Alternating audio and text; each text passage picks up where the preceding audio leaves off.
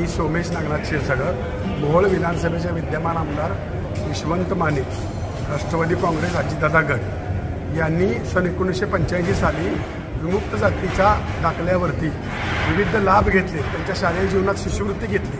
तो तसाच दाखला लपवून त्यांनी अनुसूचित जातीचा 2008 साली दाखला बुलढाण्याहून काढून खोट्या कागदपत्राच्या आधारे त्याच्यावरती मोहोळचे आमदारकी लढवून मोहोळचे आमदार आहेत। आत्ता त्यांनी दरम्यानच्या काळात त्यांच्या स्वतःच्या नावावर एक पेट्रोल पंप आणि कुटुंबाच्या नावावर असे 3 पेट्रोल पंप घेऊन केंद्र सरकारची आर्थिक फसवणूक केली आहे आणि या सर्व संदर्भात मी CBIला त्याची रितसर तक्रार दाखल 2022 मध्ये केली होती। त्या संबंधित आत्ता कारवाई सुरू झालेली आहे व त्यांनी त्यांच्या कुटुंबामध्ये असेच विमुक्त जातीचे आणि अनुसूचित जमातीचे विविध लाभ वेळोवेळी घेतलेले आहेत आणि ते 2 स्टेटसनी स्वतःच्या कुटुंबामध्ये जातीचे लाभ घेत आहेत। हे अतिशय गंभीर बाब आहे। त्या संदर्भात मी माननीय उच्च न्यायालयातही त्यांची याचिका दाखल केलेली आहे आणि त्या संदर्भात तिथेही उचित कारवाई चालू आहे।